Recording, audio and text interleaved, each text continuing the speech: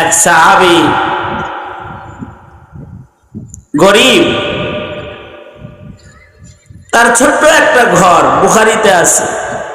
এই ছোট্ট ঘরের ভেতরে বসে বসে সে আল্লাহর কোরআন পড়তেছে, কোরআনে কারীম পড়তেছে। সাহাবীর ছোট্ট একটা ঘর, তার ভেতরে সাহাবী ঘরের কোনায় বসে বসে আল্লাহর কালাম পড়তেছে, আর সাহাবীর বাচ্চাটা, ছেলেটা তার পাশে ঘুমাইতেছে, আর সাহাবীর ঘোড়াটা তার ঘরের ভেতরে বান্ধা আছে। কিন্তু হঠাৎ ঘোড়া লাফানো শুরু করছে। ঘোড়া বড় হাসাস জানোয়ার। ঘোড়া বলা হয় চতুষ্পদ যত জন্তু আছে, যত হাইওয়ান আছে, হায়াতুল হাইওয়ানে কামালউদ্দিন দেমেরি রহমতুল্লাহ আলাইহি লিখছেন, যত চতুষ্পদ জন্তু হাইওয়ানাত আছে, মানুষের পরে সবচেয়ে বেশি আকলমন্দ হলো ঘোড়া। সবচেয়ে বেশি আকলমন্দ কোন প্রাণী? কোন? এটা তো একটা মুখস্থ করার জিনিস। মুখস্থ করার জিনিসটা মানুষের পরে সবচেয়ে বেশি আকলমন্দ প্রাণীর নাম কি? বড় আকলমন্দ। এখনো আকলমন্দ ঘোড়া যেগুলো রেস খেলে, যেগুলো দিয়ে দৌড় প্রতিযোগিতা হয়, অনেক দাম। সেনাবাহিনীর ঘোড়া অনেক দাম, অনেক আকলমন্দ। প্রাডো গাড়ির চাইতে বেশি ঘোড়ার দাম। একটা ঘোড়ার দাম প্রাডো গাড়ির চাইতে বেশি। এত দামি ঘোড়া এখনো আছে।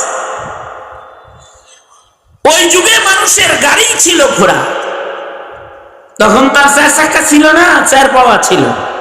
এর গাড়ি, যার একটা ঘোড়া আছে তার একটা গাড়ি আছে।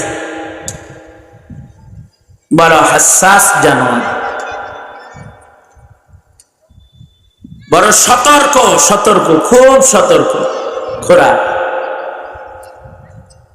তার মনিব ঘুমাইয়াছিল, ঘুম থেকে উঠছে, মনিবের পায়ের আওয়াজ পাইছে, ওর ঘুম ভেঙে যাবে। ও উঠে দাঁড়িয়ে একেবারে প্রস্তুত হয়ে যাবে যে মনিব আসতেছে, আইসা যেন আমারে খুসায় উঠাইতে না হয়, গরুর মতো না লেজে ধরে উঠাইব। মনিব ওর কাছে আসার আগে ও উঠে দাঁড়িয়ে প্রস্তুত হয়ে জিন পড়ার জন্য রেডি হয়ে যাবে। জিন পোষ বসায়া দেন, আমার উপরে উঠা পড়ে। এরকম বড় বুদ্ধিমান এবং মনিবের বড় ভক্ত। মনিবের অনেক ভক্ত। এই কানটা ধরে উঠাই দেবো, এখান থেকে কান ধরে উঠাইয়া দেব, কান ধরে উঠাইয়া দেব। ওয়াজ শোনা শিখায় চলে যাবো, বাস, তাতেই ওয়াজ হয়ে যাবে। এত ওয়াজ করতে হয় সব দিন?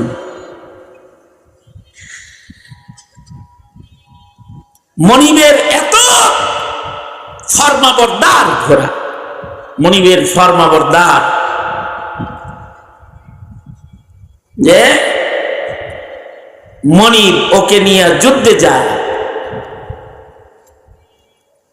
ও তীরের আঘাত নিজে খাবে, মনিবের গায়ে লাগতে দিবে না। যতক্ষণ ও জাগ্রত থাকবে ততক্ষণ এই মনিবরে তীর তরবারি আঘাত দিতে পারবো না। লাভ দিয়ে সাকসিড হয়ে যাবো। এ কারণে ঘোড়া যুদ্ধের বড় সামান।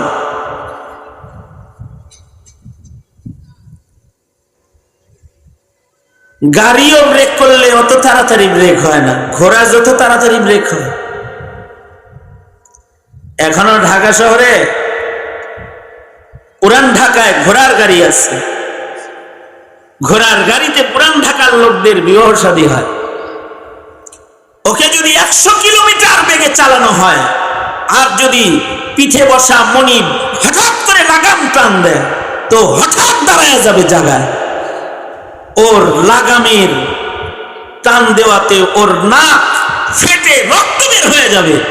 নিজে কষ্ট করবে, কিন্তু মনি ব্রেক করছে, এক কদম সামনে বাড়বে না। এইরকম জানোয়ার।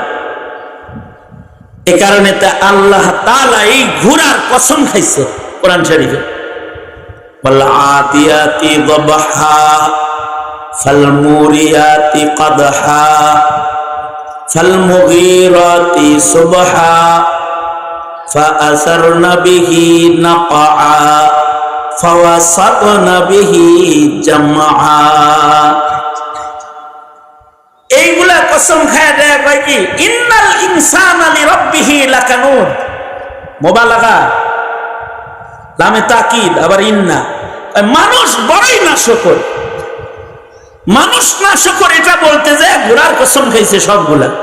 দ্রুতগামী ঘোড়ার কসম, যখন তারা দ্রুত গতিতে দৌড়ায়, দৌড়াইতে দৌড়াইতে সে তার ঘোড়ার খোর দিয়ে আগুন ঝরে, এত দৌড় দেয়, তার দৌড়ে ধুলা বালি উড়ে যায়, ঝড় শুরু হয়ে যায়, এরকম দৌড় দেয়। এক সময় সে তার উপরে বসা যোদ্ধাকে নিয়ে, বিরুদ্ধের শক্তি যারা, তাদের ভিড়ের ভেতরে সে সাহস করে ঢুকে যায় আর বিজয় ছিনায় নিয়ে আসে। আল্লাহ তাআলা এই কসমগুলো বলছে। মুফাসসিরিন বলে আল্লাহ তাআলা মানুষের নাশকর বলতে যায় ঘোড়ার কসম খাইল কেন? তো মুফাসসিররা বলে ঘোড়ার কসম এর লিগে খাইছে, মনিবে ঘোড়ারে শুধুই মাত্র কয়টা খৈল খাওয়ায়, কয়টা ঘাস খাওয়ায়, এতটুকুন খানা পেয়ে এই ঘোড়া মনিবের এত ভক্ত, এই সব গুণ তার আছে। কিন্তু মানুষ আল্লাহর দেয়া চোখ দিয়ে চলে, আল্লাহর দেয়া কান দিয়ে শোনে, আল্লাহর দেয়া রিজিক খায়, আল্লাহর দেয়া শ্বাস প্রশ্বাসে তার জীবন চলে, কিন্তু বড়ই নাশকর। রোজার চাঁদ উঠে যায়, নাফরমানের মতো দিনের বেলায় খানা খায়। শকর। কিন্তু যারা শকর গুজার হয়, এদের টাকা পয়সা লাগে না, ঘরবাড়ি লাগে না, এরা আল্লাহর ফরমাবরদার গোলাম হয়ে যায়।